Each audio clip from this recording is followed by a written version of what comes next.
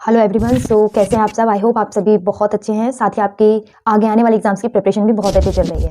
तो जैसा कि हम सभी जानते हैं कि IBPS PO मेंस का रिजल्ट आउट हो चुका है, तो a very big congratulation to all the candidates जिनका सिलेक्शन हुआ है। तो बस अब सबसे पहले अगर उन्हीं कैंडिडेट्स का SBI क्लर्क मेंस का एग्जाम है तो सबसे पहले उस पर फोकस करिए, देन इंटरव्यू, बिकॉज इंटरव्यू आपका जनवरी मंथ में ही होना है। So all the very best. आज का ये वीडियो उन कैंडिडेट्स के लिए है जिनका सिलेक्शन नहीं हुआ है, जो बहुत ज़्यादा डिमोटिवेट हो चुके हैं, बिकॉज मतलब मैंने कमेंट्स देखा जिनका इस साल एक भी मेंस नहीं निकला है।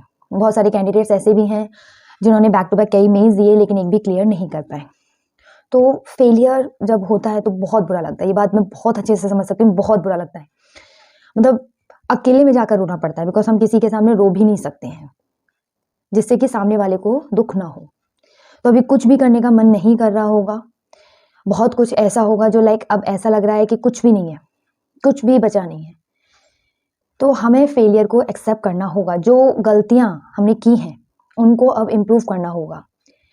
हम सभी जानते हैं कि हमारा कोई ना कोई सेक्शन स्ट्रांग होता है, कोई ना कोई सेक्शन वीक होता है, तो हम सभी उन पर काम नहीं कर पा रहे हैं।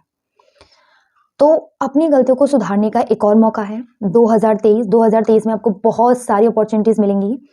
सो एज अ बैंकर मैं आपको ये कंफर्म कर सकती हूँ कि बहुत सारी वैकेंसीज देखने को मिलेंगी इस साल आपको। तो डिमोटिवेट मत होइए, 2023 अभी जस्ट शुरू हुआ है।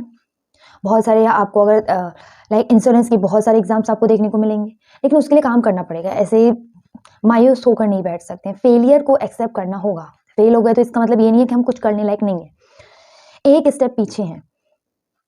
जब हम मेंस दे सकते हैं, जब हम मेंस तक पहुंच सकते हैं, तो हमारे अंदर वो काबिलियत है कि हम बैंकर भी बन सकते हैं। बस छोटी छोटी कुछ मिस्टेक्स हो रही हैं, उन मिस्टेक को हमें इम्प्रूव करना है। तो सबसे पहले जो सेक्शन वीक है उस पर काम करिए, बिकॉज हम स्ट्रॉन्ग सेक्शन को तो करते रहते हैं लेकिन जो वीक सेक्शन होता है उसको हम भूल जाते हैं, उस पर ध्यान ही नहीं देते हैं। और जहाँ तक मुझे लगता है IBPS PO मेंस में जिन कैंडिडेट्स का सिलेक्शन नहीं हुआ है उसके दो ही रीजन है, एक मैथ्स एंड दूसरा जी। अब बहुत सारे कैंडिडेट्स कहेंगे कि GSL ठीक था, लेकिन जिसकी प्रिपरेशन अच्छी थी उसके लिए ठीक था। जिसने प्रिपरेशन लास्ट के 1 मंथ में स्टार्ट की होगी उसके लिए GA ठीक नहीं था। बिकॉज अभी मैंने कमेंट्स पढ़े, ऐसे कैंडिडेट्स का सिलेक्शन हुआ है जो क्वांट में केवल 5 क्वेश्चन अटेम्प्ट करके आ रहे हैं 5 मार्क्स से, और सिलेक्शन हो गया। तो आप सोच सकते हैं। तो कहीं ना कहीं जिनका नहीं हुआ है उसके दो ही रीजन है, एक GA और एक क्वांट। तो प्लीज सबसे पहले तो आप मुझे कमेंट करके बताएं कि आपने क्वांट में कितना अटेम्प्ट किया था।